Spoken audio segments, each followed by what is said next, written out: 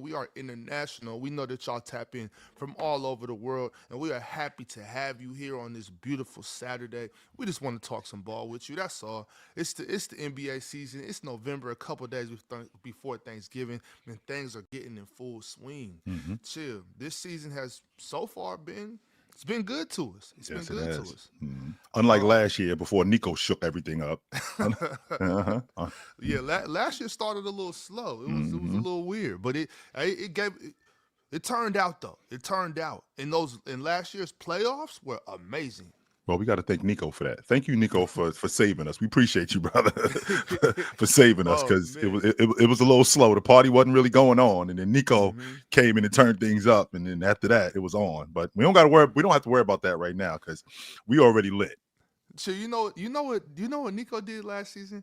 It was like oh man, I can't remember the show it was, but either way, it's like you have a party it's kind of dead. It's not too many people dancing. The music is okay, but Hmm. then that one person spikes the punch. Hmm. That person spikes the punch. Yeah. Put a little bit in there. Uh-huh. People start Yeah. acting wild. That's what Nico did. He spiked the punch That's last season. exactly what he did. Walked Um, in was like, I don't think we'll need anybody to do that this year. nah, I But think we good. so today, obviously, because we were on playback last night, we watched some in-season tournament games, Hmm. specifically the Nuggets and Rockets, and y'all they had a shootout in Houston last night, Hmm. and we would definitely get into that. Um, Before we do though, there's a couple things we want to address. First of all, PCL yesterday. I hope y'all didn't miss it. I think this was amazing format. We had a lot of fun. Unfortunately, we went down. The Team Ox went down to Team Chill in the first round, and then Team Swiper beat Team Pin Jordan Ron. I Hmm. don't know. In the second round, and then Chill. You guys failed the Team Swiper in the We championship. didn't fall. We got stomped. Don't Stop. undersell it. Don't undersell it, Ox. They smoked us. It's true. Man. We straight got swept out the playoffs. Goodbye. Yeah, we got well, swept. Hmm. Well, y'all, Hmm. if y'all missed it, man, make sure you go back and check that out. I think it was some of the better debates we've seen, and just in a different format because it Hmm. kind of, tested our ball knowledge and it tested our ability to think on our feet. And I think for the most part, most of us stood tall and had a Hmm. good showing. So, man, y'all really go ahead and check that out. We had some fun. I mean, Yes, we Rui did. Hachimura was brought out. Oh It my was brought up, god. and it, Oh my it god. was a good one. It was a Oh good my one. god, Ox. I'm telling you, man. I got my man Ox on the ropes, right? And I'm not gonna get a whole thing away from you guys, but we went on like a 21-6 run, right? We rolling, and then this dude basically just goes in the stands and hits somebody in the face with the ball, and I'm like, what are you doing? Ox now he goes on like a 22-5 run, and he's Oh right back man. in the game. Now we find ourselves fighting for our lives, and now we gotta figure. Now we gotta finish this. And I'm like, all right, they're probably gonna draw it up for me, and I'm gonna have to end it. But I'm still nervous. Like, oh man, I don't know how we found ourselves here, but oh, it was nuts. It was nuts, man. Let me tell y'all. Yeah. Uh-uh. And I also want to say, just publicly in front of everybody, because yesterday I was a little irrational. You know what I'm saying? I'm a sore loser. I know. I try my hardest. I try to be humble and be, but it was a great game. Chill. You did your thing. Shout out to you and your team, and I respect your guys' the way you guys did your thing, man. You guys did your thing. Do you think I wanted Congratulations. to shake? You think I wanted to shake real talk and swipe a hand? No, I did not. But yo, here you go. All right. Yeah, Oh man, I did not for appreciate sure. that ass whooping at all. But hey, Um, that's part of it, brother. right. That's part of it. I get it, no doubt. Well, y'all Hmm. know how we do here at Players Choice, man. We'll have events like that from time to time, and they're always good, man. We've been doing this since the Black Friday events. I mean, we did the first Black Friday. Was that in 22? I 23, I mean, think. Hmm. was it 23? I think it was 23. Yep. Hmm. Okay. Well, either way, we, we Hmm. we like to have fun with these type of events, man. Y'all make sure to check it out, and please stay tuned for the next one. Hmm. Shout out to Splash Sports and shout out to Players Choice and everybody that just took part in everything that we did yesterday, Word. y'all. But moving on, we brought up Nico a couple minutes ago, too. Hmm. There's a name tied to Nico. Obviously, Anthony Davis, Nico Harrison, and Luka Doncic will be tied together forever. Hmm. As long as basketballs bounce on hardwood, Nico Harrison, Anthony Davis, and Luka Doncic will be tied together. That's Now, correct. there's rumors going around here that Anthony Davis might already be on the move. Hmm. Um, and one team that just came out of nowhere, the Detroit Pistons. Hmm. So the Detroit Pistons are number one in the East right Hmm. now. They're blowing through teams. They look great. I've said it should be Laurie or nothing, Hmm. but I mean, what what's the Anthony Davis move about? What does that look like? I mean, obviously Jalen Duren's not in that. Sure. So are they? What's going on? Are they AD at the four, Jalen at the four? What's going on? How is this going to work out? Do you believe this rumor? And if so, is this a good move for Detroit? And who would be what would the package look like? Well, first and foremost, we would have to get a third team involved. But it's obvious where we are today, where teams are trying to make splashes because we have so much parity in the league, right? So we've had 7 different champions, and teams are looking at how I can get my crew, whether it's to the East Finals or to the NBA championship, and we got to strike while the iron is hot. I think the problem with Anthony Davis is Anthony Davis' contract is enormous. And with his contract being enormous, I think he's on the books for 62 million and another 60 million after that. So it's going to be really difficult to trade him straight up. Because don't forget, Jalen Duren is still in his rook deal. Right, so with Jalen Duren still in his rook deal, and I don't think that that's anything that the Detroit Pistons would be interested in terms of moving him. Beef Stew, on the other hand, I mean, I would definitely entertain that, but I think that we would have to get a third team involved in it.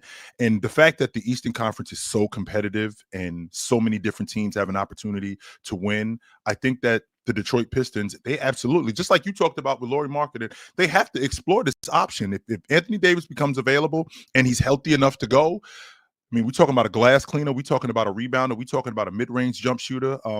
And with Cade being a distributor that he is, and the pick and dive and the pick and pop offensive player that Anthony Davis is, I think that he'd be great with Detroit. The question is what would they have to give up? It's going to take a really interesting package. Like I said, Anthony Davis, he's on the books for not just this season, but he had signed an extension with the Lakers for I believe it's $62 million. And with that being said, he's on the books for the next 3 years, right? He's on the books for the next 3 years in Dallas for a grand total of 54 million, 58 million. Then he's got a player option in 27, 28 for 62 million, which he's 100% taken because he's going to be 35 years old. So he's definitely taking that. And it's going to it's not going to be able, you're not going to be able to just move off of Anthony Davis and it just be a player swap like it was with Luka. Now you're going to have to give up something substantial if it's straight up. That's why we're going to have to get a third team involved. But if I'm Detroit, I'm interested in this, and I'm making calls to some other teams to see if I can get some other teams involved in this, where I can if I can make this trade, because I think he makes them substantially better, and he gives their front line even more help than they already have. I agree with that. I agree that Anthony Davis makes him better, and I've been on record saying that if you can win the championship, you go win it right now. Yeah, That's just so much money to take on. It's and so much money to take on. and remember, when you're dealing with Anthony Davis, particularly at this juncture of his career, Ox, this is a short-term thing, just like it was supposed to be short-term in Dallas. It's a short-term thing in Detroit. This is a win now situation. We're not doing this for the next 3 or 4 years. We're doing this because we're trying to win the NBA championship. At minimum, get to the NBA championship. We're trying to do it right now. So if you're gonna do this, you have to be comfortable coming off whatever it is that you're coming off of, and this thing has to work. Because Right. what it could do is it could definitely set you back. Because again, Ox, don't forget, Dallas got lucky getting the number 1 overall pick. This isn't a situation where, the number 1 pick was involved in the Anthony Davis for Luka trade. No. They Right. lucked up getting that pick. So they do have a centerpiece to build around over the next decade, because this kid Cooper Flagg looks like he's going to be a really good player. So they do have something to build around, as opposed to Detroit, who, if I'm going to get Anthony Davis, what am I going to have to give up in order to keep? What am I going to have to give up? 1, to win right now, and 2, in the future, to still be viable. And I think that's the $1 million question. Yeah, I'm just. I mean, either way, Anthony Davis is a great player. I Sure. still think he's an amazing basketball player. So it's like if you can make it happen, go ahead. Because I'm with you on that. If you put Anthony Davis over there with Jalen Duren still together Mm-hmm. and Cade Cunningham and able to keep Jaden Ivey I think that they could win the championship, sure. But Mm-hmm. I'm still looking down at Dallas like, why are y'all moving so quick? I think I'm that's not ready to just get too. off I think this. this will be a rash decision for Mm-hmm. Dallas. You've already moved off of Luka Doncic. Mm-hmm. I think it's time for you to just understand that that's going to be a stain no matter what. That happened already. You can't reverse that. Now, let this team get healthy and let them compete. I think Dallas has a good roster down there. Mm-hmm. I'm still sold on that roster. So it makes no sense for me to move off of them so fast unless for some reason Anthony Davis and Kyrie Irving, if they're just disgruntled about something, I don't know what they could be disgruntled about. Like they haven't been playing. Sure. So if it's something like that, if there's something that we don't know, then okay, fine. But I like this roster in Dallas. So Oxton, I don't understand what this is all about. and to your point, Ox, you said to me not too long ago, like these dudes out here, I would love to play poker with you because your poker face, it'd be so easy to flip you because you guys fold like laundry and you guys fold really quickly. There's a reason Really why I quick. was as high as I was on the Dallas Mavericks early on in the season. I wasn't high on them just off the strength of them having Anthony Davis. I like the way that this roster was built, and they got I think they're fourth right now in defense. Got the fourth best defense in the league, which is what I thought that they were going to have.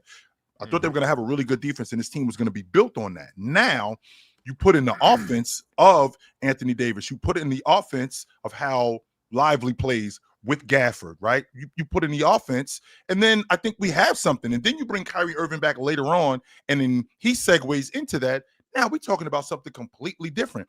I'm not one of these people.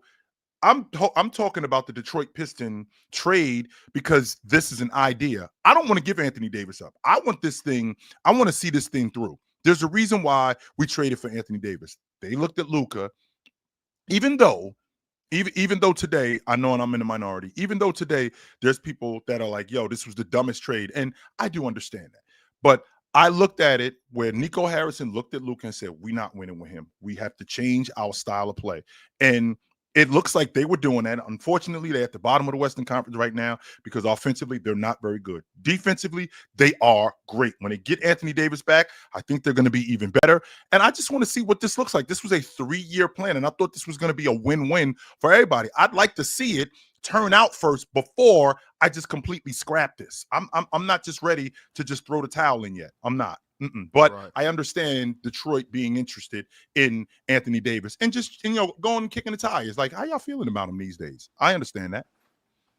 Yeah, I mean, everybody should be interested in Anthony Davis. Mm-hmm. Everybody except for like the Nuggets or because they don't need Anthony Davis. But The Lakers. yeah. Well, I mean, if you could get Anthony Davis back, yeah, that would be great. But I don't know. I mean, Anthony Davis is still one of the best big men in the NBA. It Yes, doesn't, he is. and just because he got traded for Luka Doncic doesn't mean we have to pretend like he's not that. Yes, he's hurt or whatever. He came in out of shape, and that's my biggest issue because that was the black eye on Luka Doncic. He was coming in out of shape. So for Anthony Davis to turn around and do it, that was terrible. Like I don't, and I understand maybe I guess he had the eye thing, he couldn't work out, whatever. But that's still unacceptable for me. It's always unacceptable for professional athletes to be out of shape. I don't care who you are. So, that has to be fixed. That has to be rectified immediately.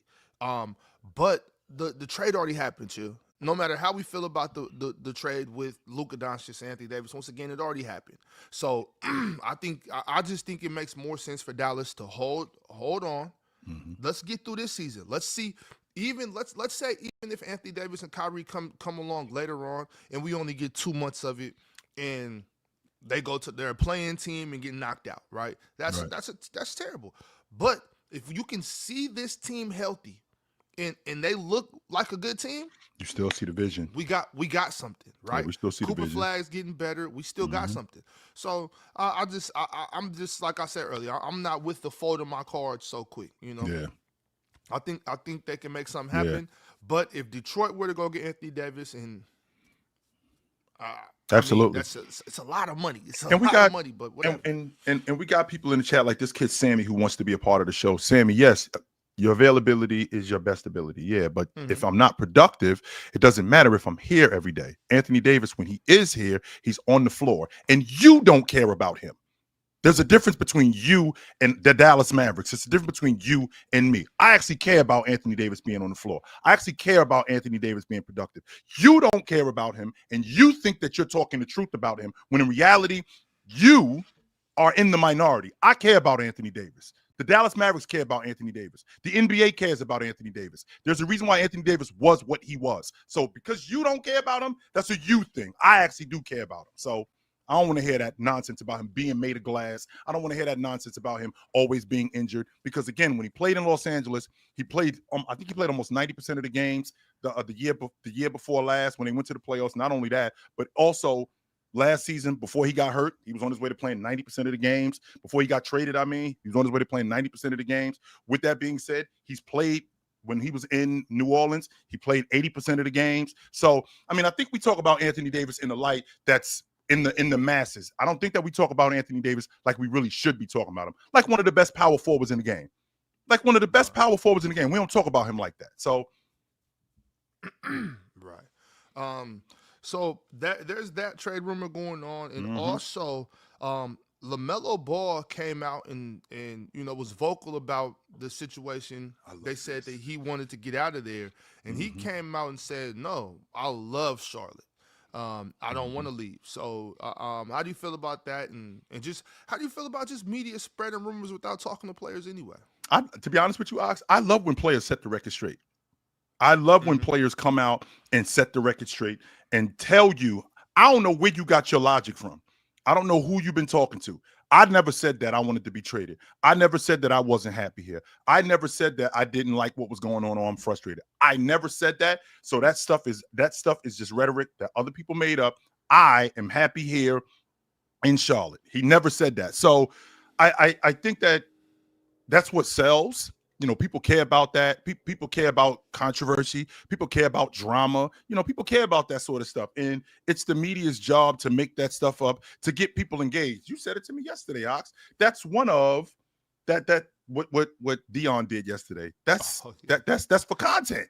And Right. people care about that sort of stuff. Even if we got to make stuff up, even if we got to make stuff up, we might not be lying, but it might not be 100% factual. So it's a rumor. I don't have to confirm who said it, but it's a rumor. Rumor is that LaMelo Ball isn't happy here in Charlotte. With him not being happy here in Charlotte, where's a good place for him to go? LaMelo is reading this like, wait a minute. I never said that I wasn't happy here. Where the hell is Hmm. this coming from? But then the next thing you know, when that happens, is enough ears hear it and enough people start talking about it. Well, should I be happy here? Well, do I need to be traded? Maybe Hmm. I do need to be traded. Maybe this isn't the place for me. When in reality, I never started this. I never said this. And you're not going to put my name attached to something that I had nothing to do with. So I think that I think that LaMelo Ball coming out and setting the record straight, I think it's a good thing. He's in a space where if he can stay healthy, because he's one of those guys who has not been healthy. Ox, last 3 years, 35 games a season. He's missing 2/3 of the season. That's not going to get it done when we're trying to build something, right? When we're trying to build something, especially for a team that doesn't attract free agents, especially for a team that has to get it right in the draft. When we have a franchise point guard, our franchise point guard has to be available. And LaMelo Ball has not been available at all for us. We're talking about a guy who's missing 2/3 of the season. When he's on the floor, he can be productive, but he can also be erratic. And that's also a problem. So I think that there's some things that they need to clean up. One of those things is definitely him being available. But I love the Hmm. fact that he came out and set the record straight. Yeah, I'm happy that he did that. I want more players to speak out when things aren't true.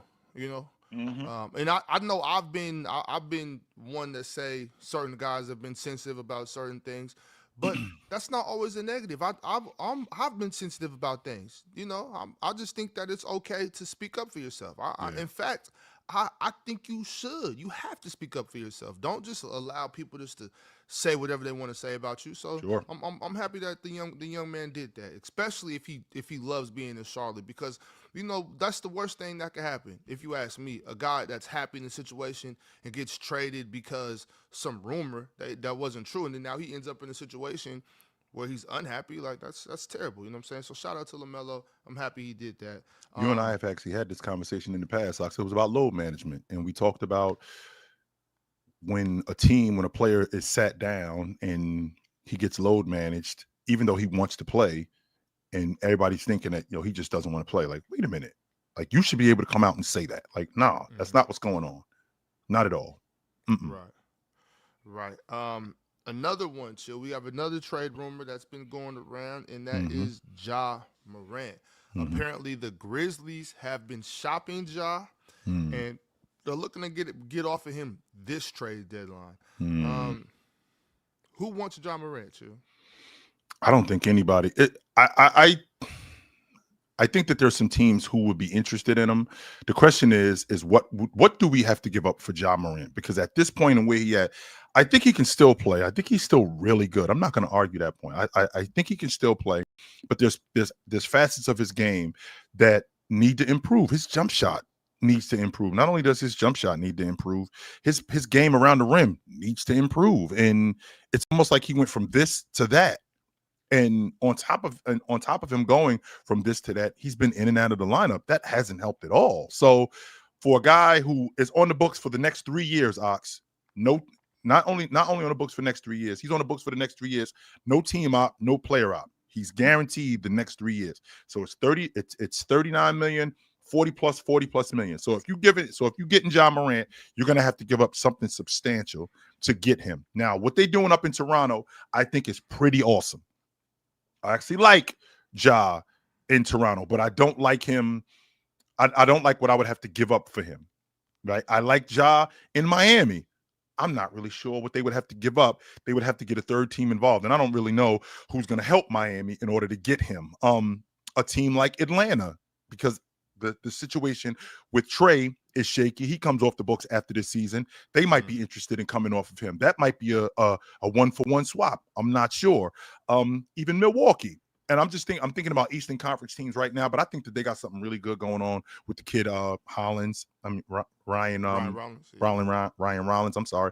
I think that they got something really good going on with him. So those are a couple of teams in the East that I'm thinking about. Oklahoma City is solid. Denver is solid. I think the Lakers are good. San Antonio is also good. Houston might be something to explore. Even though you know Mhm. how I feel about Amin Thompson at the lead guard spot, I feel like it's growing pains, and I want to stick with it.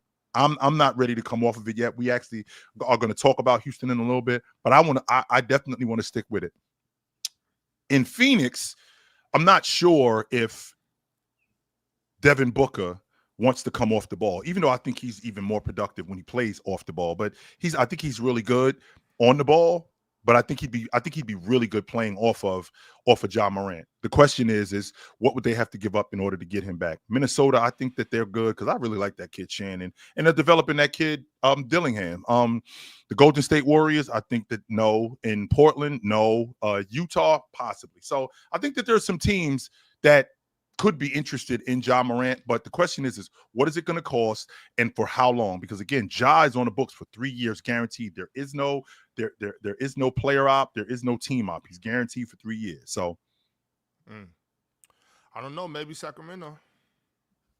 I think, to be honest with you, I like what's going on with Russ, and I do understand that Russ is a rental. Russ will probably come off the books after this year, but with that being said, I mean, I could see Ja Morant coming to Sacramento and you upgrading at that position. I could see that. Yeah. Well, we'll keep an eye on that for y'all and make sure to let y'all know if we hear anything. Another one that's not a rumor. We don't have a trade rumor for y'all. We have an announcement. Los Angeles Clippers guard Chris Paul is retiring after this season. This is his 21st season in the NBA. Paul is a 12-time All-Star, 11-time member of the All NBA teams. He's selection to the 75 greatest players and Mm-hmm. 9 all defensive teams in 2006 Rookie of the Year. Mm-hmm. Chris Paul has finally decided it's time to hang him up. Think it's about time. Mm-hmm. Man. Chill. So with this news with this news breaking, and the way the Clippers are looking right now, is it safe to say that Chris Paul will retire ringless? Yes, it is safe to say that. And I mean, it's not like he didn't try. It's Mm-hmm. not like he didn't really give it a legit shot. I mean, he did. And I think the closest he got was, when he was in Phoenix. They were up Phoenix, 2-0 in yeah. Milwaukee. They were up Yeah. 2-0 in Milwaukee. I actually thought they were going to beat Milwaukee, to be honest with you. I thought they were going to win that series. But enter Drew Holiday, right? And he basically slowed Chris Paul down, were able to slow that offense down, and next thing you know, activate Giannis. And then it Right. was just too much for them. But Too I mean, much. Chris Paul's going to go down as one of the best point guards in NBA history. I think Yeah. that when you're talking about a floor leader, he's exactly what you're looking for. When you're talking about a guy who's going to get your team organized, when the guy you need the buckets, he's one of the better scoring guards in NBA history. He's one of the better distributors. I think he led the league in assists 4 times, something like that. In addition to him leading the league in assists, he led the league in steals, I think 3 or 4 times. He's the consummate professional. Like, you never really heard any nonsense about Chris Paul. You never seen his mugshot, right? You never heard him, doing anything ridiculous. And I think he was president of the Players Association. So he was a consummate professional. But as a point guard, one of the best pick and roll point guards that the NBA has ever seen, one of the better defending point guards that the NBA has ever seen, one of the better distributors that the NBA has ever seen.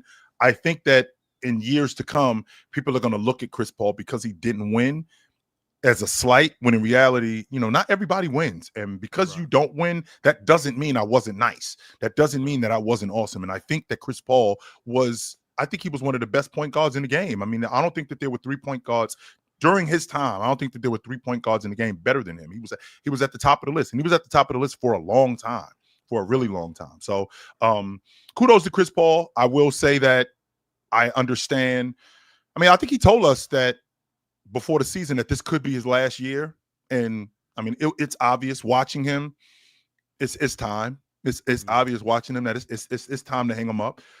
I don't understand why he doesn't just do it now, but maybe he just wants to go out with the fellas. And I can understand that. I can definitely understand that. Yeah, that makes sense. Yeah, man, definitely. Chris Paul would definitely be remembered as one of the great point guards. So, Yes, sir. heck of a career. Heck of a career. Mm-hmm. Yeah, I mean, it's like everything you said, shit. Everybody got to go sometime. So, I'm just glad that, I mean, Ox, to be honest with you, like you're gonna look back as you get older and you see players, like when you get my age, you're gonna look back and be like, man, I'm glad that I was around when that dude was playing. And Chris Paul is one of those guys that I'm glad that I was around to see him play, because I can talk about him in an objective light to go, yo, this is what he was. This is what he wasn't. So all the stuff that you're saying, all the bad stuff that you're saying about him, well, he couldn't win. Well, that's not because he wasn't good enough. That's not it at all. There's a lot of luck that goes into winning, a lot of it. Right. Contrary to popular the chances of winning the championship are not high. They're not. It's not high. That shit is hard really to do. Hard yo. to do. Even let's just say, obviously it's not, but let's just say all the teams were equal. Let's say all teams were equal. There's 30 teams and all of them are equal. It's still like, I mean, only one of us are winning, chance, right? That's it. So now take into account that all teams aren't equal. And there's going to be 4 or 5 powerhouses every season. Like, if you're not one of those 5, 6 teams, you're not winning the championship. I'm not. Yo.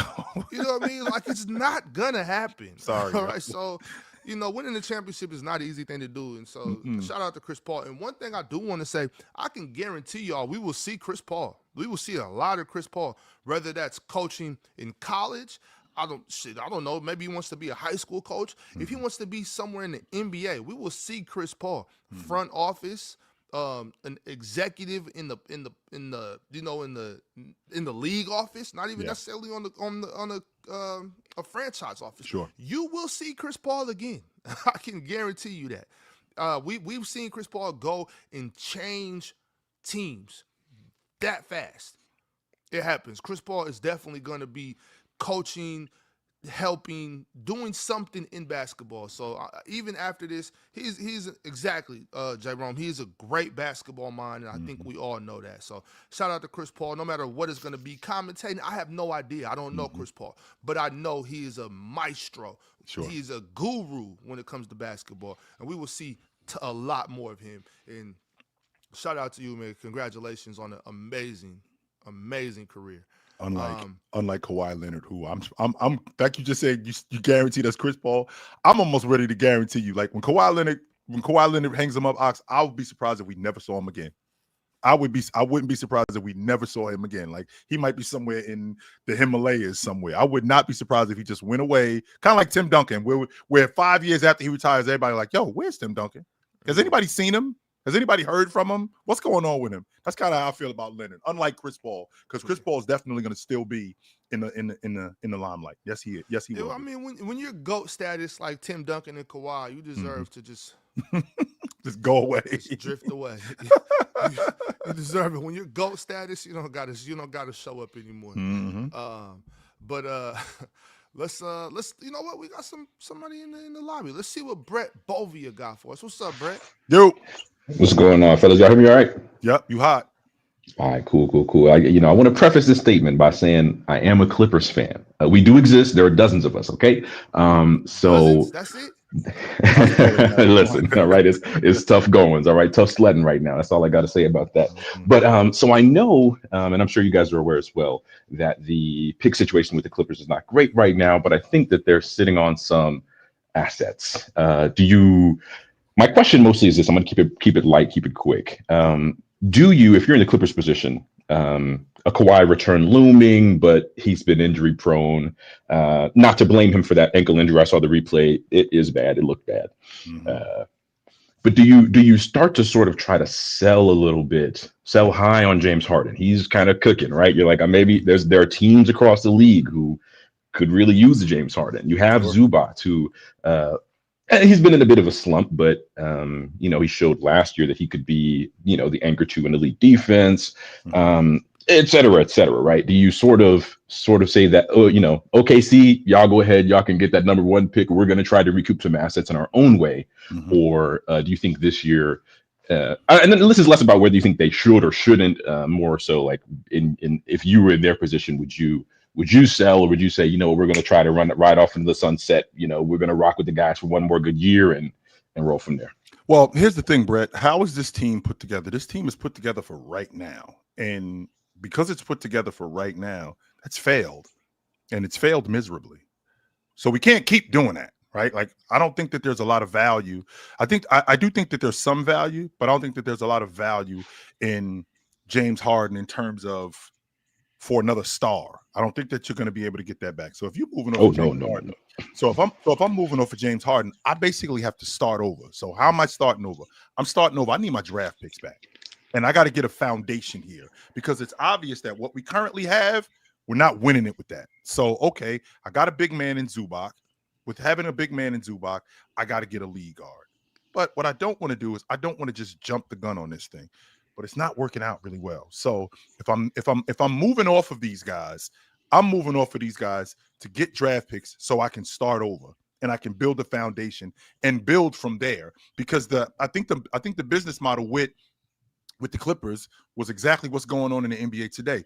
Win right now. Okay, so how do we win right now? Win right now with stars. You win right now with stars, and you win right now with stars with a bunch of complementary players around them. Unfortunately, that hasn't worked out for the Clippers. So if it hasn't worked out for them, then we got to start over and we got to get a star and build around him in terms of foundation. We got a foundational star and we build around him with a bunch of complementary players and just go from there. So in terms of the pieces that the Clippers have, I mean, I think you can get some draft picks back and I think you can get some complementary players and I think you go from there. Because winning the NBA championship, I think that's out of the question right now. Right. The thing with that is kind of similar to what we had that conversation about the Kings last week. I'm cool. If you understand, okay, we're not winning it, it's not gonna happen, then fine. But I'm just against letting go of everything and everybody. Like for me, it's like, okay, keep Zubac, you know what I'm saying, Mm-hmm. or keep James Harden, like depending on who I can get more from, you got to keep some type of foundation. You know what I'm saying? You have to remain a real basketball team. You know what I mean? So that's my thing with that. It's just I can't just come off of everybody. And I got Yeah. to keep the same energy I had with Domantas Sabonis. Like if the Kings franchise, everybody can go, but we're not coming off of Domantas. You know what I'm saying? So I feel the same way about maybe Zubac or James Harden, but I do think there's a lot of teams out there that could use James Harden right now, to make that push this season. So no, I'm not coming off as Zubac, but yeah, for sure. If the championship is not in the cards, let's get some picks back. Let's make it happen. Are you okay giving OKC that top pick if you suck this year, though? That's the other half of this. I don't think you have a choice, to be Yeah, honest with what, you. what, you, what else you gonna do? Like, Yeah, I what think that's gonna happen. Yeah, that's fair. That's fair. It's not like the All right, Clippers ain't fellas. trying That's to win. that was my main question, man. I'm not gonna keep y'all for too long, man. Absolutely. Appreciate y'all. Good to talk to you, brother. No question Right. about that. All right, It man. ain't ain't like the Clippers, Ox. It ain't like they ain't trying to win. Like it ain't like they purposely losing. Nah, they definitely trying to win, but it just so happens that it's not happening. So if we end up in the lottery and we end up winning the lottery, we got to get that pick to the Clippers. Yikes. Yeah. Well, my thing is, I mean, y'all know how I feel about it. I think Kawhi, that ankle situation was a little serious, but I think you let him heal up from that. I think the Clippers could still make a run. Not like a championship run or nothing like that. I think Play in. Yeah, I think them coming off of Norman Powell really shot them. That's a thigh shot. It's a real leg shot right there. I think that hurt him, especially since Bradley Beal broke his hip. So it's like you come off of Norman, you get Bradley breaks his hip. It's just double bad. So no, I don't think they'll make a run like that, but I still think the Clippers can make the playoffs. 100% I do. Yeah. So while I'm specifically talking about from the standpoint of not being a playoff team. Yeah, okay, if you believe that that's not going to happen, then cool. Yeah. Like come off of that. But Kawhi Leonard, it's an ankle situation, so I think his knee can still viable to be able to get 50 games out of him.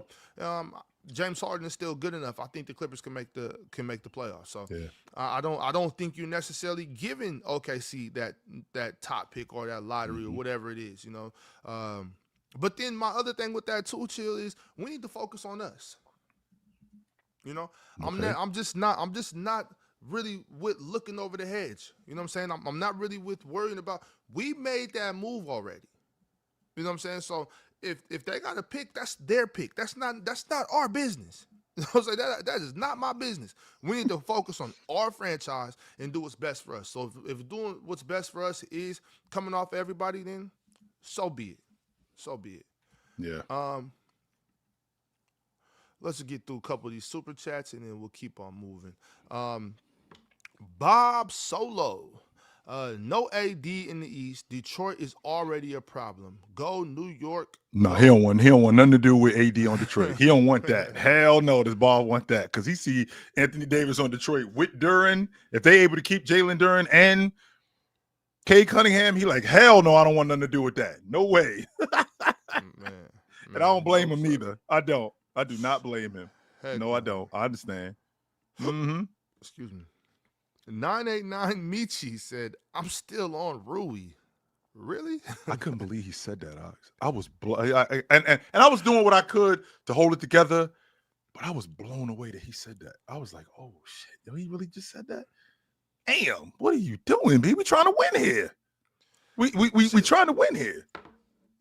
Well, and I know we talked about the PCL already, y'all, but what happened was Dion threw me off already.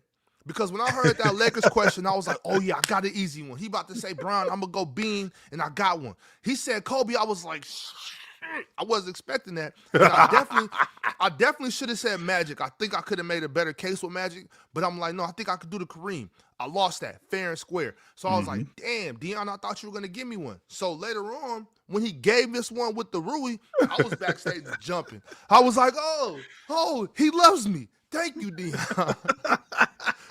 He gave me one back. Oh my goodness. I couldn't believe he said that. Yo, I was like, what? We trying to win here, yo. And we rolling. On top of that, we rolling right now. For you to throw a monkey wrench in what we doing, I was like, what are you doing, B? Come on. With that being said, I think we need to take a second to think about it. I think maybe he felt like, yo, I can't really compete with that Shea argument. I think he should have went with Kevin Durant or DeMar DeRozan. Hmm. He said he decided he couldn't win against that Shea argument. So I think he just said, you know what? Let's have a little fun. I ain't mad at you, Dion. Shout out to you, man. Shout out to you. Letting us get back in the game. Man, another super chat we got is from the Trib One. Mm-hmm. It's Laurie or nothing for Detroit. AD fits with the Bulls, and I love him on the Knicks over Cat. I could see the Wolves too getting off Rudy in a 3-team. Why doesn't he fit in Detroit? Yeah, I don't understand why he doesn't fit in Detroit. First of all, you got 2 ball handlers in terms of bigs. You got 2 dirty work guys. You can never have too many dirty work guys. So you got a glass cleaner, Anthony Davis. You got another glass cleaner in Jalen Duren, if you can hold on to him. Now Jalen Duren pushes, not Jalen Duren, I'm sorry, Anthony Davis. Now he pushes bigs away from the basket, which opens up the floor even more for guys like Cade Cunningham and, Jalen Duren. That helps. That helps even more. With that being said, I think that defensively, he makes you guys even better. So with him making you guys even better, I don't understand why it wouldn't fit. He's a great pick and pop, great pick and dive guy. Why wouldn't it? I don't understand why that wouldn't fit. And as far as Anthony Davis with Minnesota, I mean, I'm not giving up Rudy. I'm not. I am not. You guys talk all of that stuff you want about Rudy Gobert. I am not coming off Rudy Gobert until he retires or he can't play anymore. Defensively, he is just too good. I'm not giving him up. No, I'm not. Mm-mm. Right. Okay. Well, let's talk about what we saw last night, Chill. We were on playback. And we're gonna talk about this Nuggets Rockets shootout. It was a heck of a game last night. I mean, they played down to the wire. Everybody had to play. You know what I mean? And I say that, Chill. I'm hammering that point home that everybody had to play hard because, Chill, as you know, the Denver Nuggets have a back-to-back tonight. They played last night there, and now they play tonight in Sacramento. Yep. Now, there's also when the schedule was made, nobody knew Domantas Sabonis was going to have a minor meniscus tear, and that this might be a walk in the park type game for Denver. Mm-hmm. But Chill, as you know, that game ended. It was 11:15 p.m. in Houston. When it was over, not like when we was getting out of there. No, the game's over. So we still got to get cleaned up. We got to talk to the media. They're still walking on the court. They're still on the hardwood, Chill. Oh, my God. It's 11:15 p.m. in Houston. They then have to, as you said, talk to media, get dressed. Get dressed in Houston last night, right? Yep. All of this going on. Is the game in? Where's the game? Is it in Sacramento or is it in Denver, Chill? Let me. I'm pretty confident. I just want to make sure that I'm following you because that back-to-back last night because they played in Houston. Yes. They're home. They're home. Okay, so it's in Denver. Yeah, they don't have to go to Sacramento. Okay. Yeah, they're home. Okay. I was like, so that was the big thing for me last night because I initially thought they had to go to Sac. So that's a much closer flight. But yes. that's still a 2.5 hour flight. Yep. So okay, but so that's better. That's better. Much better. But still, either way, they're gonna get home. It's still gonna be 3, 4 in the morning when they get home, I'm assuming. Mm-hmm. So I'm curious about these back-to-backs when you have to travel that night. I still now Houston and Sacramento, that's a 4.5 hour flight. They would have got to Sac at about 5 a.m. maybe, right? By the time we get settled, Docs, the sun's coming up. It's coming up. But still, so it still holds true because when you have to take care of all that media, get dressed, get to the airport, fly to Denver, go home, whatever. By the time you get home, it's 5 in the morning, 6 in the morning anyway. So I don't have much of a problem with these back-to-backs, but I feel like the back-to-back games need to be at home or in the same location. Sure. And to your point, even if it's in the same region, like if I'm Sacramento and we play, I don't know, Ox, let's say we play the Warriors tonight. Okay. Then if we play in a back-to-back, we got to be home tomorrow night. We can't play the Warriors and then we got to go to Phoenix. No. Right. If Or you know what? I'm actually comfortable with Phoenix. That's right down the road. That's not that far. Phoenix, Clippers, What Lakers. what I'm not trying to hear is like we play Golden State and then we got to jump on the plane. We got to go to Memphis. No, I'm Yeah, not that's trying to hear that. ridiculous. No, we shouldn't have to do that. I understand that, you know, the amenities are good in terms of travel and everything is first class, but in the end, you know, travel is a lot on your body. Travel is a lot on your body, and getting on a plane for 3-4 hours, traveling cross country, or traveling from Sacramento, to your point, Ox, traveling from Sacramento to Dallas. You know, that's a 4-hour plane ride. To have to play them the next night? No, we shouldn't have to do that. And then you wonder why.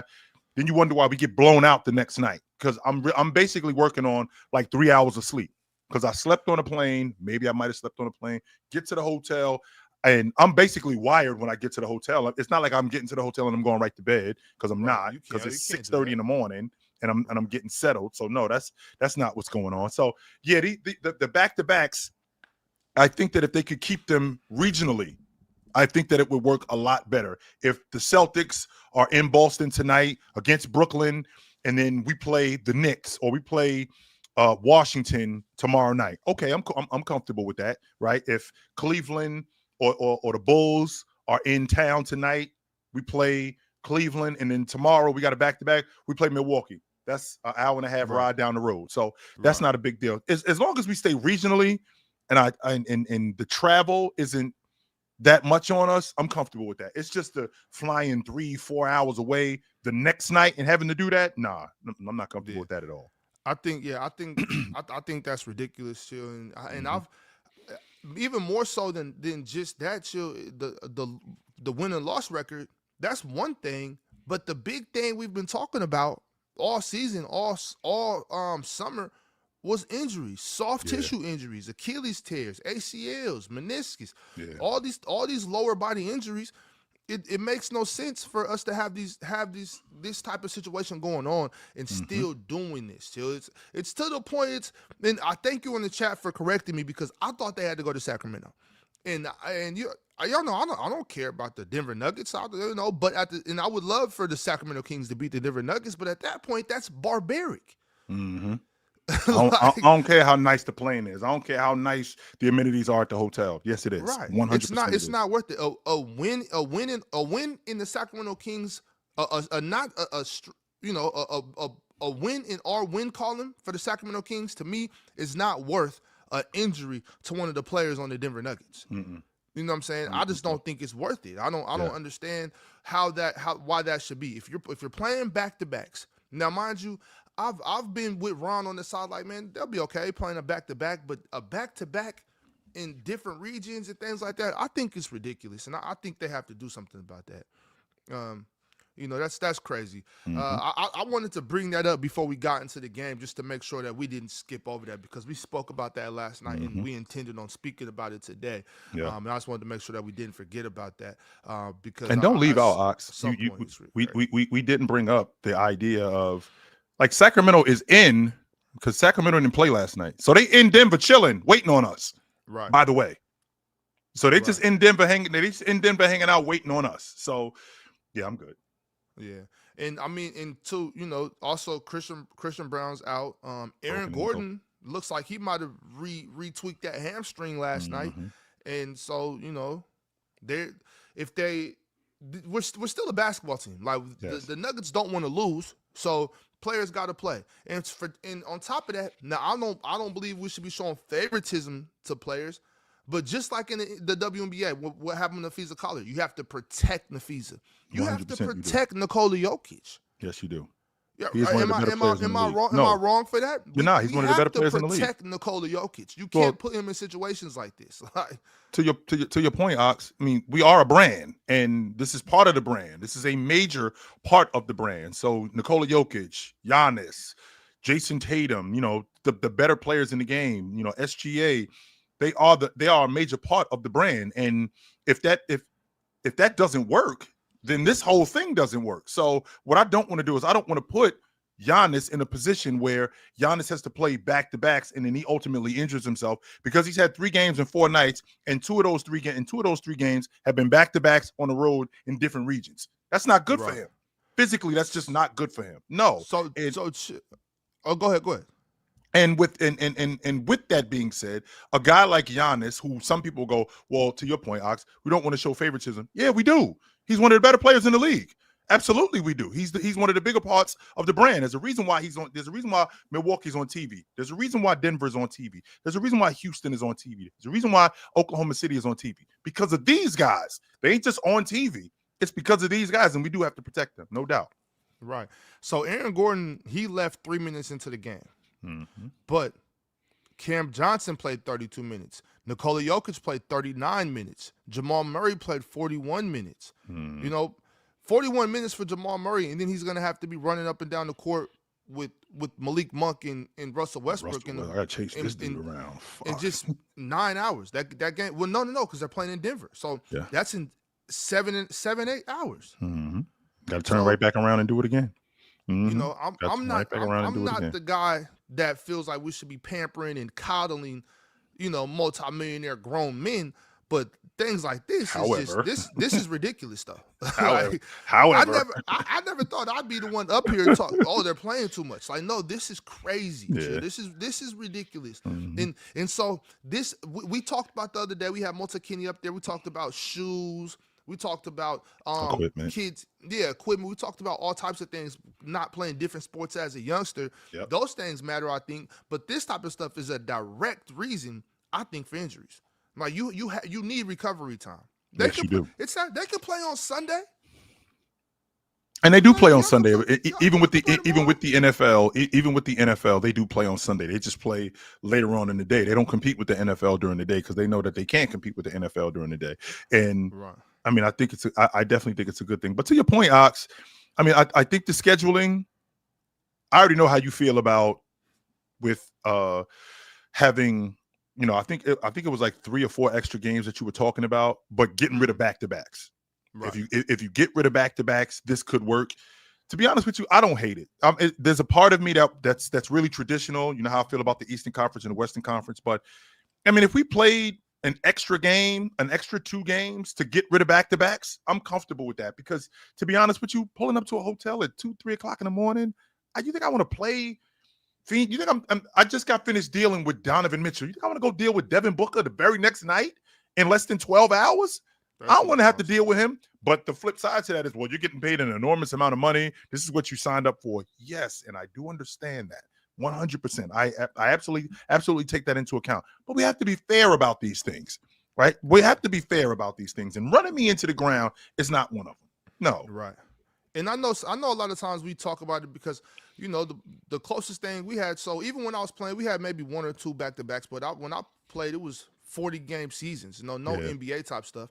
But then even before that, like AAU, when we were playing AAU, you know, we were like 16 years old and we'd have a couple games, but it wasn't 48-minute games. No. And even then, the next day was still sore, you know what I'm saying? But we were younger, you know, it's not the same correlation. You know what I mean? It's not the same thing. And I know a lot of times we compare the best of what we know or we've experienced. This is ridiculous, chill. Like these guys are showing up to hotels, like you said, or getting home because they're going to Denver. They're getting to their house at 5 a.m, trying to catch some Z's. Like this is no way that any medical professionals could see this and think that this is okay for the human body. I refuse to believe it. No, and you don't have to refuse it, Ox, because I can tell you a story really quickly. I remember Shaq, when he played with the Lakers, they ended up playing Philly, and they had a back-to-back where we completely left out mechanical issues. They had a problem with the plane, and they had to wait 3 hours. They didn't get into Philly until like 6:30 that morning, and then they had to turn around and play that night. They got smoked, Ice. They got smoked, Ox. Like we completely leave stuff like that out. Right. They ended up playing. I want to say this was in the 02 season, and I remember asking. I was like, "Yo, what happened?" He was like, "Yo, we had a mechanical issue with the plane.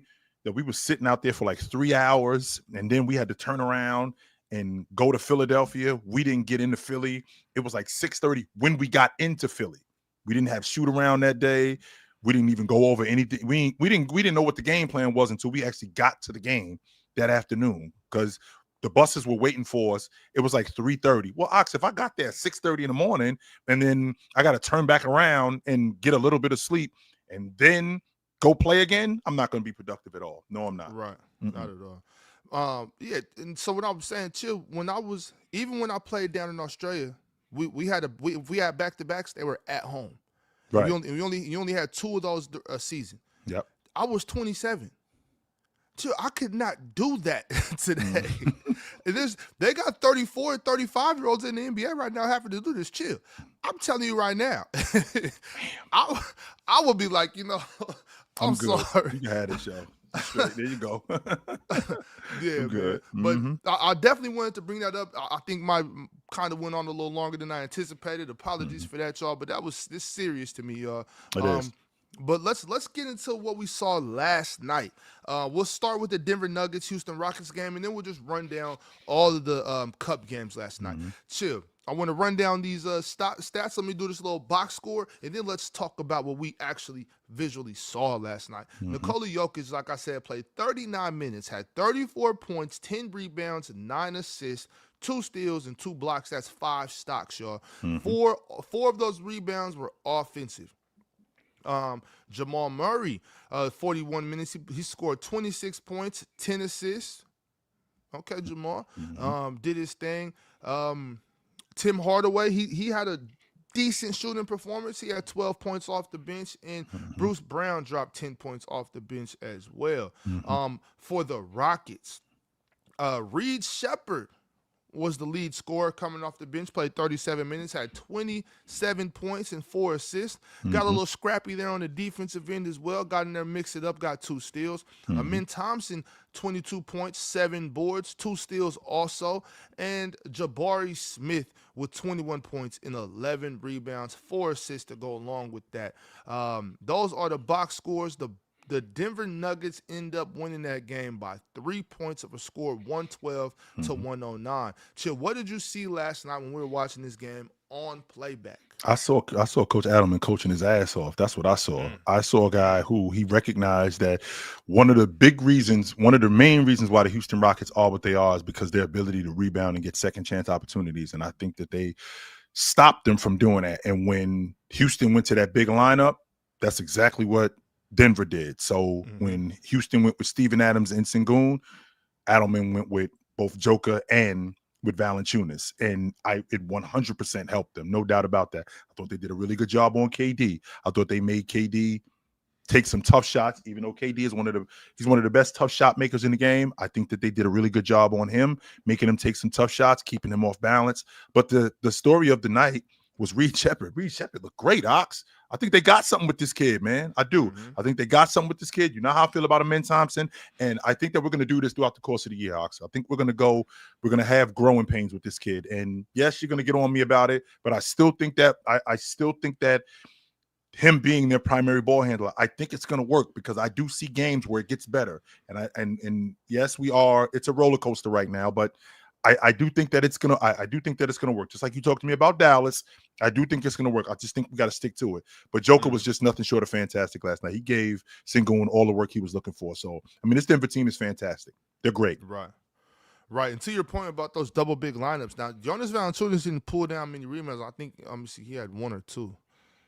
He only had the one, but the point is the big bodies down there. The big bodies being able to help box out, being able to bang with guys. I like that from Coach Adelman going with those double bigs, especially when Aaron Gordon out of the game as well. Mm-hmm. Reed Shepherd, like you said, he was extremely impressive. Kevin Durant had 13 points on 15 shots, so they did something. They Yes, did sir. something to disrupt him. Yes, sir. They did. Yeah, it was a really good win by the Denver Nuggets. I actually thought it was going to end up going to overtime. Mm-hmm. Okay, let's run down some of these scores though. We Mm-hmm. had the Cleveland Cavaliers taking on the Indiana Pacers. They won that game 120 to 109. Mm-hmm. Andrew Nembhard dropped 32 points and 8 assists. Pascal Siakam 26 points, 9 boards. Yep. For the Cleveland Cavaliers, the starters really filled it up. Mm-hmm. Darius Garland back in the lineup had 20 points and 7 assists. Donovan Mitchell 32 points, 5 assists, 9 rebounds. Had 5 turnovers. We need to limit those, Donovan. Mm-hmm. Evan Mobley 22 points and 12 rebounds. DeAndre Hunter 20 points and 7 rebounds as well. I mean, Please don't leave out. Please don't leave out. Welcome back, Ox. Please don't leave out. Welcome back, because there's a guy that you left out in that starting five. who? Darius Garland? Welcome back, young fella. Yes, sir. Yes, sir. Welcome back, young fella, because it's obvious watching that offense last night. Yeah, we need him. 100%. We definitely need him. So, and that was Donovan Mitchell's ninth 30-point game this year. So, I think they really need what he's doing, and it's working. Evan Mobley was definitely more aggressive last night. So, I mean, this is this Cavs team, the way that offense was flowing last night. This is what I expect from them moving forward. This is exactly what I expect from them. So, we'll see. We'll see what they do. And I mean, I can't say enough about Indiana with their injuries and Tyrese Halliburton being out the lineup. They really miss Miles Turner. So this is a team that's in disarray right now. Yeah, definitely. The Boston Celtics fall to the Brooklyn Nets of a score from 113 to 105. Michael Porter Jr. led the way of scoring with the Brooklyn Nets as expected with 33 points and 8 rebounds. Nicholas Claxton drops a triple-double, 18 points, 11 rebounds, and 12 assists. Shout out to Nick Claxton. Jaylen Brown had 26 points and 8 rebounds. Neemias Queta, 16 points and 12 rebounds. Anthony Simons, 23 points off the bench. But as you can clearly see, it just wasn't enough for the Boston Celtics to beat the Brooklyn Nets. That's a bad loss, Ox. That is. That's a bad loss. If you're trying to make some headway and get into the playoffs, like, you got to beat the bad teams, because when you run up on the good teams, you're gonna have problems. And that was a bad loss for them last night. I mean, Nick Claxton, he was protecting the rim like the Nick Claxton of old, playing defense. Michael Porter Jr. looked great last night, shooting the basketball. I thought they did a terrible job in closing out on him at the long ball line. They did a terrible job in keeping him in front of him. So that was a bad loss for the Celtics last night. It's a terrible loss for them.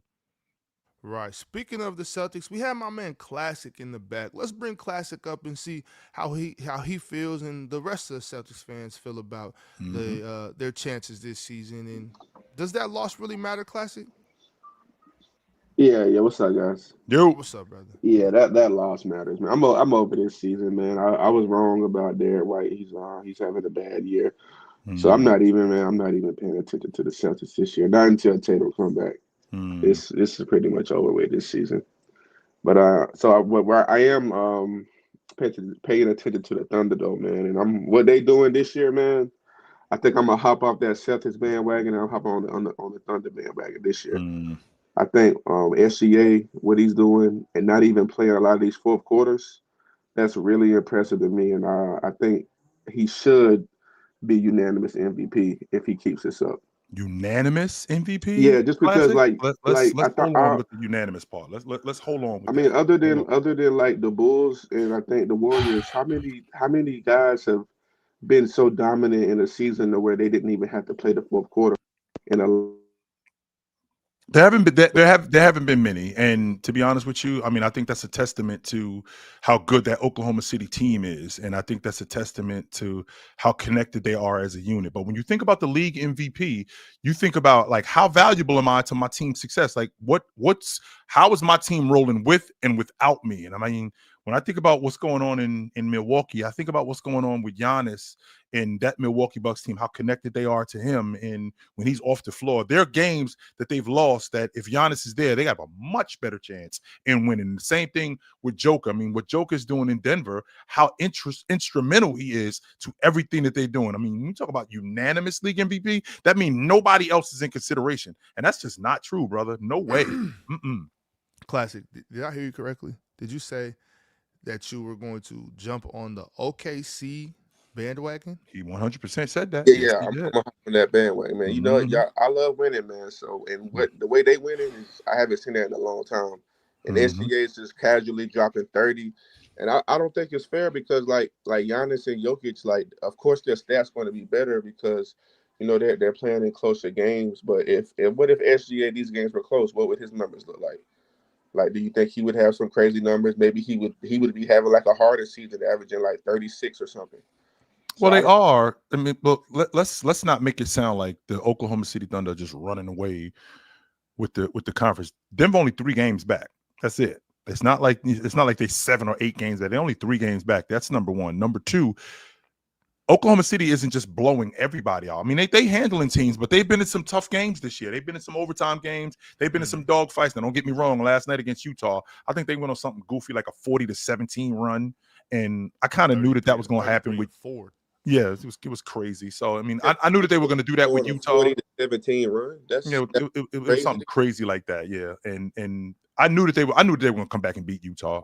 They're clearly better than them. But with that being said, he's been in some tough games this year, right? And with him being in some tough games, I mean, he has performed.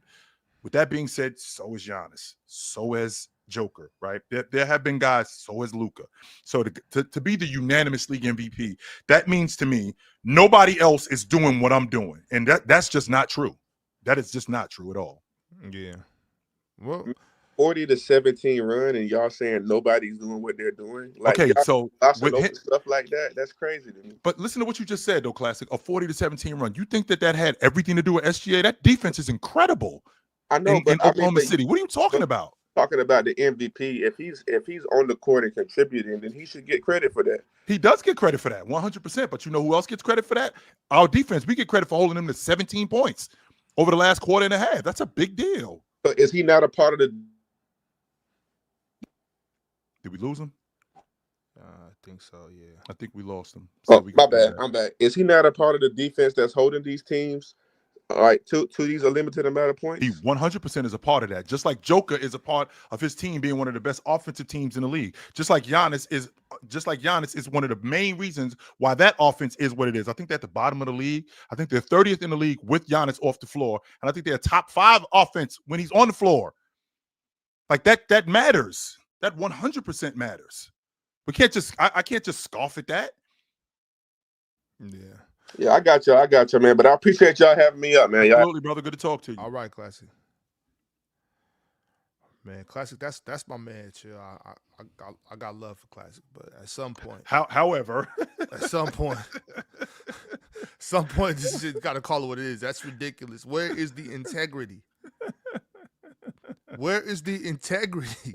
Like, don't get me wrong. You should appreciate, and you should appreciate a good team like OKC. I think I appreciate them. I've come full circle around. Like, yo, them young boys playing basketball. I can't say anything negative about that basketball team. But you would never hear me. You know what? Chill. I'm off the Kings this year. DeMontis ain't doing. DeMontis hurt his knee. We got rid of. I'm jumping on that Laker bandwagon. Okay. Oh no! Like, hell wait, no. what? That's crazy. The Matrix is Ox really doing that? Ain't no way he doing that. Hell no. Oh man, jumping on the OKC bandwagon. Come on, Classic. That's a KD move. That's insane. Yo. Let's get back to the games last night. We had the Washington Wizards losing to the Toronto Raptors by 30 points. The Washington Wizards are now 1-14, and the Toronto Raptors are now 11-5. CJ McCollum had 20 points, and that's about all there is to say about the Wizards. On the Toronto side, Brandon Ingram dropped 24, 8 and 6. RJ Barrett, 24, 8 and 4. Scotty Barnes, 23, 5 and 2. And Emmanuel quickly dropped in 17 points. You had Sandro off the bench with 23 points and 7 rebounds. What are they just gonna put Jakob on the bench and just let Sandro rock? Can we stop the nonsense? Or maybe they just like that off the bench scoring. I don't know. But Toronto handled business. Yes, sir. 2 things, Ox, really quickly, and we can move on. I'm going to pay more attention to the Toronto Raptors. Penn was the one who basically turned me off to them because Penn is the good. In fact, you keep telling me that what you're going to do is you're going to make me think that you ugly. That's what's going to ultimately happen, right? You're going to be like, now I see that big ass pimple on your forehead. Now I see that, your teeth is a little bit raggedy. That's what Penn, instead of letting me enjoy what Toronto is, that's number one. I can't believe how bad Washington is. This is the first time in their history that they've started 1-14. Never in the history of the Washington Wizards / Bullets have they ever started this bad. And when I look at what's going on with this group, one of the main reasons why they are as bad as they are, they don't run anything for Alex Sarr. Nothing. Everything that he gets, it's either secondary action or broken plays. They don't run any sets for him. None. They don't get him involved in the offense nearly as much. I think with CJ McCollum as their primary ball handler, I just think this thing is a wash. This is awful. This team is just bad all the way around, Ox. That's really all I have to say about this Washington team. They're awful. They're just awful. I didn't think they were going to be this bad neither, Ox. I thought they were going to be more competitive. Trash. Garbage. Good. It's bad. Yeah, it's bad. That's all there is Awful. to say. Yeah, man. I don't know, Chill. I don't know.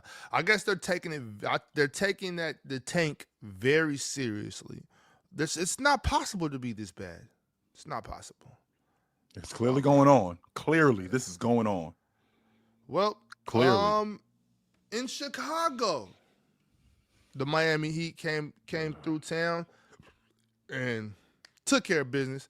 Bam Adebayo, 18.7 boards. Khalil Ware, 20 points, 14 boards. Norman Powell dropped 19 points in there as well. Yep. Chicago, Josh Giddey, 19, 11, and 9. Ayo Dosunmu, 23 points and 4 assists himself. Chill, you weren't expecting this, were you? I was not expecting a 40-point ass whooping. I was not. I actually thought that the Bulls were going to beat these dudes. I liked their chances with them coming in, but Khalil Ware is just so good around the basket. And with Bam being on the floor, I think that just enhances his game. Davion Mitchell makes them play so fast. And usually it takes me a little bit of time, Ox, but I'll see what you see. Like sometimes you'll tell me stuff and I'll be like, what the hell is Ox talking about? But then I'll look at it again and I'll be like, yeah, I see it. I see what he's talking about. And Norman Powell is fucking huge for the Miami Heat, yo. I can't believe that the Clippers just let him walk out the front door. They just, like, all right, yo, take it light. I don't understand how they did that, yo. That was nuts to me. That's crazy. So, yeah, that was an ass whooping of epic proportion last night. And this Miami Heat team looks good. And the Bulls got some work to do. I mean, they were on a 2-game winning streak, and they'll get back in. I think that they'll get back in the middle of it. So we'll see. We'll definitely see. Right. Next game we had the Minnesota Timberwolves and the Phoenix Suns. Heck of a game, Chill. Heck of a game. Anthony Edwards, 41 points, 5 boards, 4 assists, and Julius Randle, 20 points, 5 rebounds. The Phoenix Suns, 22 points from Dylan Brooks, 16 points from Devin Booker, and 19 and 8 from Mark Williams. Colin Gillespie, a kid I'm really high on right now, came in 20 points, 7 rebounds, and actually hit the game-clinching mid-range pull-up. The Phoenix Suns won this game by 1 point. It was a heck of a game. We checked out most of the ending. Chill, I'm telling you, this kid Colin Gillespie, I'm high on him. He could play, yo. He can definitely play, Ox. But that ain't what I want to talk about. I don't. The reason that's not why I want to talk about that is because you as a coach, this gets my blood pressure up, Ox. It 100% gets my blood pressure up. When you as a professional, one of the things about you being a professional is being able to close games. Right. Close the game. End it. They had 117 points with 48 seconds, and it was a 3-possession game. Ox, we did enough to win this game. Finish it. And I'm sorry I'm getting a little animated. I'm sorry I'm getting a little animated, but that kind of stuff drives me crazy. But it's also amazing to me to watch professional basketball teams, professional football teams, baseball teams go to pieces. I sit there in amazement watching this. Ox, we got 117 points. We need 3 things in order for this to work. Take care of the basketball. Don't foul. Make your free throws. Let's get the hell out of here. See ya.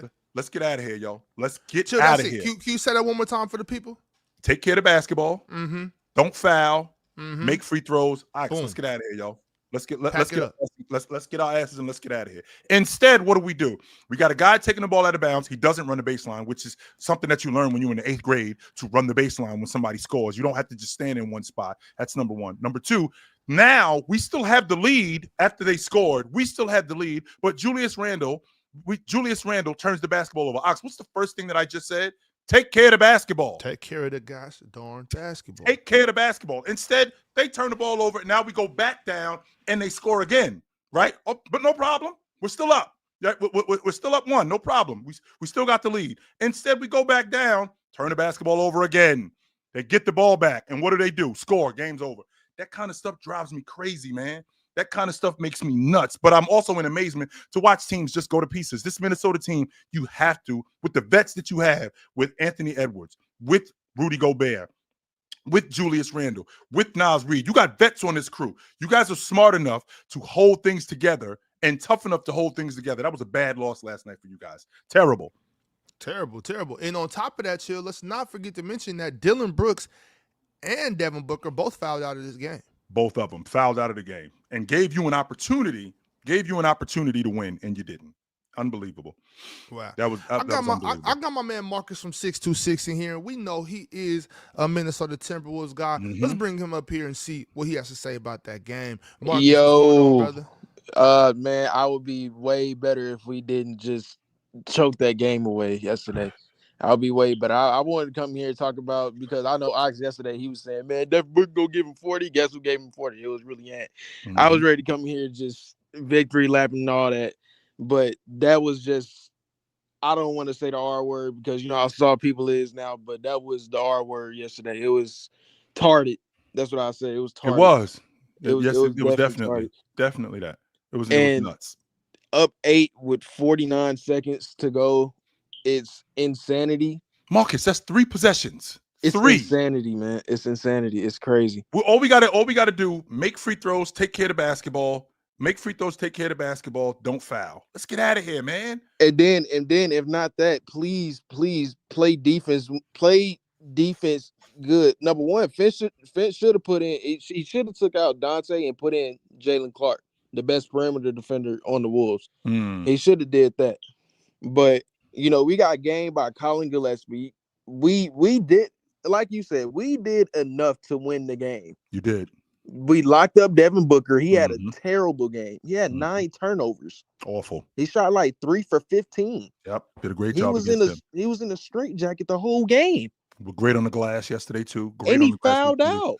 With Julius Randle, you were great on the glass. So yes, absolutely. I thought you did a great job last night. There was no reason for you guys to lose that basketball game. It wasn't. It was no reason. But look, we had a game last year where we lost to the Bucks like that, basically. Where we Here's the thing, Marcus. Can I hear they're 0-6 against teams over 500. Last I checked, I think wasn't the Knicks last year like 0-8 against. Man, look, teams? I don't care about that stat, bro. It's where they ended up. The Knicks ended up in the East Finals. So it is November, bro. I'm not finna overreact to November. Like, let's see what this team looks like in January. Let's see how many teams they beat in January. Let's see what they look like in the playoffs, because we know in the playoffs they do look like a different team compared to the regular season. Like I don't like to be overreactionary to early season, because it's exactly that. It's just overreactionary. Then if they do go on the streak, everybody gonna be like, oh my God, this is the greatest team ever. Like, let's just what I'm saying? Like, let's just calm down. Let's just never get too high, never get too low, and let's just watch the game. Let's just keep watching these games. But yeah, that was a terrible loss, but we'll be all right. Relax. Okay. All right, Marcus, good to talk to you, brother. Yep. Let's just calm down, relax. All right.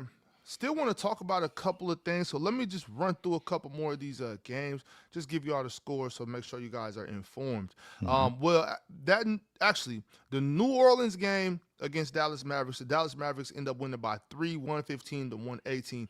That was a good game too, Chill. That was another one we tuned into. Derek Queen, 20 points, 7 rebounds, and 11 assists. He played great last night. Trey Murphy, 25 points. Zion Williamson, 22 points. Jeremiah Fears, 21. But it just wasn't enough.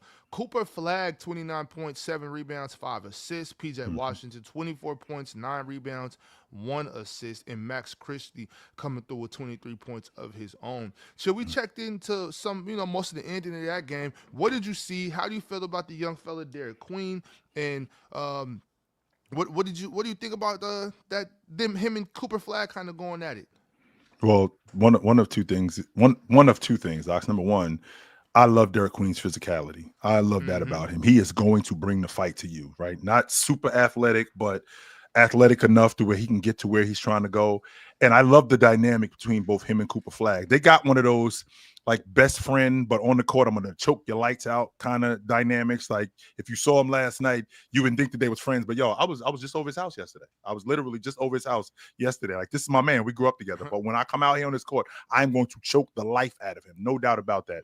But Cooper Flag, I think that I misrepresented him when I say that, Ox, because he's got guard skills, he's got point guard skills where he can pass the ball, he can get downhill and playmaking skills. What I didn't anticipate was him not recognizing, one, how difficult it is to be a point guard in the NBA and his willingness to do it. It's bad enough it's a hard job, but come to find out, I really don't want this job. That's basically where he was with this. It's not only a really difficult job, but this is a lot. And this really ain't my job. This ain't my game. So maybe you might want to get somebody else in here to do this. Not that I can't do it, because I can do it a little bit, but no, this ain't really me. So I kind of underestimated that part of it. But I mean, I think that the Dallas Mavericks definitely have their guy for the future. No question about that. We're still in this 3-year window for me still, but I mean, they still got a great defense, and I thought they did a great job last night defensively. And Najee Marshall, enough with the kid, man. Knock it off. Stop, man. With the kid, leave the kid alone. Right? I know he an 18-year-old. You're trying to rough him up, but go ahead with that, man. Stop, yo. Yeah. Knock it off, yo. At the end of the game, he wasn't doing nothing but just trying to bully him. That's all you was trying to do. Ain't nobody scared of you, yo. Ain't nobody scared of you. Nobody. Get out of here, man. Last night we also saw the Utah Jazz go up quick against the Oklahoma City Thunder and ultimately get walked down. The game ended 144 to 112. SGA 31 points, which is routine. 31 points, 8 assists. That's what he does. Lauri Markkanen only had 19. Keontae George had 20. They went up quick, and then that third quarter just was stifling. Just shut the door on them dudes. Yeah, it's not really too much to talk about here. I don't literally just shut the door on them. What it reminded me of, Ox, it reminded me of you being on the freeway and you ride next to a Ferrari, and the Ferrari is just kind of letting you go ahead of them, and then like we get into some more open road, and then the Ferrari just steps on the gas, and then you see this huge separation. That's kind of what happened last night. Like they were hanging around, and Oklahoma City just recognized, all right, this is going to turn into a ball game, and we don't want that. No, we do not want that. So let's get this over with, and let's stop playing around with these guys. And they did that, right? Jalen Williams ended up cracking the long ball. I mean, they looked great last night. Defensively, they were just so connected. So it's a game that they were supposed to win. Unlike Boston, they took care of business. Right. So the last game we got to talk about is the Golden State Warriors and the Portland Trail Blazers. The Portland Trail Blazers pull that game out in a 4-point victory, 127 to 123.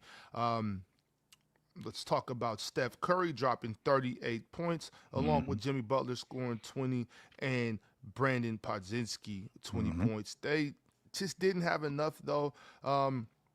Caleb Love coming off the bench for the Portland Trail Blazers, scoring 26 points, 7 rebounds, and 5 assists. Donovan Clingan, the big fella, drops 22 points, 10 rebounds. Denny Advia, 26 points, 14 assists. Tumani Kamara seemed to get it going a little bit last night. He's have a kind of underwhelming season, but that 20 points, 7 rebounds, hopefully can get him going to a good start. The Portland Trail Blazers, as I said, win that game 127 to 123. Their biggest problem, Ox, and this is something that's going on all season long, is their interior defense. I mean, I think Portland had their way with them around the basket. I think Portland had their way with them at the rim. Steph Curry's going to do what Steph Curry does as a long ball shooter. He was great last night, and I think that goes without saying. But Denny Advia getting downhill, getting to the rim, there was very little resistance from him. The same thing with Donovan Clingan. He was great around the rim, and that's been their Achilles heel all season long. And I think that until they address that and they start to gain rebound, which they don't have the personnel to do that, they're going to be in a position that they're in because Al Horford isn't getting it done. Post isn't getting it done, and it's just not working for these guys. Jackson Davis isn't getting it done. So, I mean, that's going to consistently be a problem for them this season. Consistently. Right. Chill, before we get out of here, I want to make sure we shout out the young fella Ryan Rollins. I know I've said multiple times I don't think he's going to be able to keep up this pace for the entire season, and I know it's only been 16 games, but to this point, he's doing his thing. 18 points per game, 6 assists, and 4 rebounds. He's shooting 51% from the field, from the field, and 44% from 3. Chill, does he have some action at most improved? I think so. Yes, Yeah. he 100% has some action. At most improved doesn't entail being on a team that's winning. No, it's just you. How much better have you gotten from the previous season? And he just looks so much more confident as a ball handler. He looks so much more confident as a bucket getter. And Giannis will do that to you. You know, Giannis will definitely do that for you. And with Giannis being out of the lineup, you know, for a week or two, I think Rollins, I think that he's seen what it looks like with Giannis on the floor and knows, all right, where are the spots that I need to get to that are going to make me the most productive? He loves that mid-range on the left wing. He also loves that long ball on the left wing too. He loves those spots. And he's also a guy who will compete on the defensive end. He does a really good job at getting around screens and blowing up plays. And I like that about this kid. I mean, the Milwaukee Bucks have a gem in him. And I think that once they get Giannis back, I think he'll continue to do what he's doing. I love everything about this kid. No doubt about it. Yeah, shout out to him. Another guy who's having a heck of a season, we spoke about briefly earlier with them taking down the Boston Celtics, is Michael Porter Jr. Over the past 10 games, he's going crazy right now. And I know there's been a lot of joking going on. Oh, he just had to get away from Jokic and all of that. And it's really lighthearted, but Michael Porter Jr. is scoring the ball. I mean, 33 points, 25 points, 34 points, 24, 21, 25, 28, 32, 17 and 17. 17 points and 17 rebounds in the same game, and then another 32-point game. He's filling it up, Chill. Filling it up. Yes, he is. I mean, my thing with that is I got to keep the same energy because, I mean, somebody has to score the ball. Yes. And to be on a lesser team like that, I don't want to take away from it because he's absolutely putting the ball in the bucket, Chill. But what does this mean for Michael Porter Jr.? Is this something that we should really be paying attention to, or is this kind of just like, somebody has to shoot? What are we looking at? Well, I think it's a combination of both. It is, somebody on a bad team has to score all the points. All right, I get that part. But, I mean, I think that we forget, because he played with Joker, that he is a really good long ball shooter. He does stretch the defense. He can put the ball on the floor, and he can get himself involved in games. I think that what Joker does is Joker makes guys look – people think because Joker's so good, it makes guys look less than, when in reality, these guys are really good players. And I don't think that takes away from Michael Porter Jr.'s game at all. He's still one of the better long ball shooters, one of the better stop and pop shooters in the game. And, I mean, being in Brooklyn, he definitely – in terms of volume, gets more shots up, and that really helps his game, and it really helps enhance who he is as a bucket getter. Now, don't get me wrong, Brooklyn is bad, but we can recognize, even though he's on a bad team, that he's still playing really well. Absolutely. Before we do get out of here, also, let me just run down the new MVP ladder from NBA.com. Today we have number 1, Nikola Jokic, followed by SGA, Luka Doncic, Giannis Antetokounmpo, Cade Cunningham breaks the top 5, Victor Wembanyama, Jalen Johnson at 7, Tyrese Maxey, Alp Sengun, and number 10, Donovan Mitchell. Yes, sir. Shout out to Cade Cunningham. Shout out to Cade Cunningham doing what he's doing in Detroit with that group. If I would have told you, Ox, 2 years ago, considering what that Detroit team was doing, Cade Cunningham's going to be in the league MVP conversation, would you have bought that? Hell no. Hell I know no. I wouldn't have bought it neither. I mean, no, hell no. But real quick, let's get through these super chats as well, because when super chats come through, they do get read. Frank C says, great content as always. Absolutely, Appreciate brother. you, Frank. No doubt. For sure. Liam McLean. Hey, fellas. Feeling under the weather, so don't want to take up a spot in the lobby, but album shout out, my favorite hip-hop album, Illmatic by Nas. If not the greatest hip-hop album of all time, definitely one of the 5. I think so. Definitely one of the 5 greatest up there. So, Yeah. Yep. Ox got it on the Wall of Fame. Yeah, I got it hanging up for sure. Ox got it on the Wall of Fame. Pimp named Slickback. Shout out to Mr. 8th pick, Yegor Denham. He's averaging 11 points, 4 rebounds, and 4 assists on 58 true shooting since being a starter. Chill, I think we might have something in this kid. One of these kids got to turn out, pimp. One of them has to turn out. I mean, we have 5 of them. We can't miss on all 5 of these dudes. One of them dudes has to turn out. Pimp named Slickback with another one. Also, I get we're in a rebuild, but I don't think we should sell Nick Claxton or MPJ. Having guys 26, 27 years old is good for a rebuild. I don't know about y'all.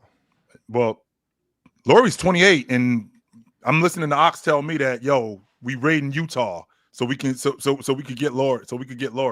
I don't have a problem when you got young guys 26, 27, 28 years old that we read. Now, if you 33, 34, I think that's different. But, somebody like that, at that age, I don't have a problem holding on to him. Nah, yeah. I don't have a problem with that at all. No doubt. Mm-mm.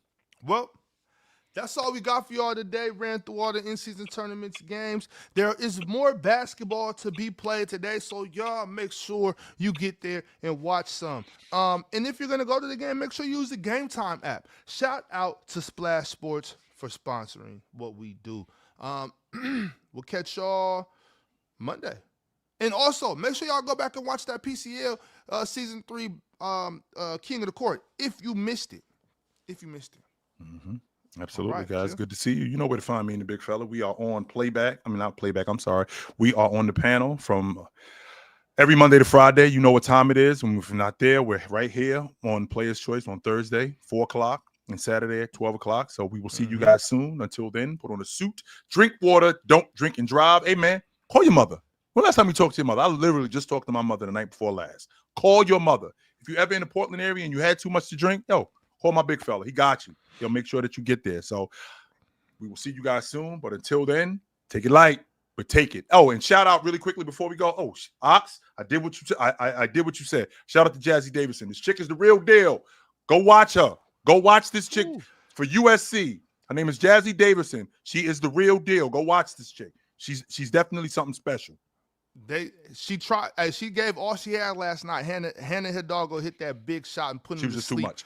But yeah, that's how it goes. You see that help side defense? She came from this other elbow to this other block and got a great block shot. Jazzy Davidson is the most complete basketball player in the NC2A besides Madison Booker. Shout out to them, and y'all make sure y'all watch some basketball today. Also, tomorrow, it's Sunday, so you know that means the press box will be on at 11 a.m. Eastern. Y'all don't miss it, man. Great NFL football talk, man. But until then, we'll see y'all on Monday, man. Peace. And make sure you never, ever, ever, ever, ever don't do that. Drink and drive, man. We'll see y'all soon, man. Don't do that. Good to see you.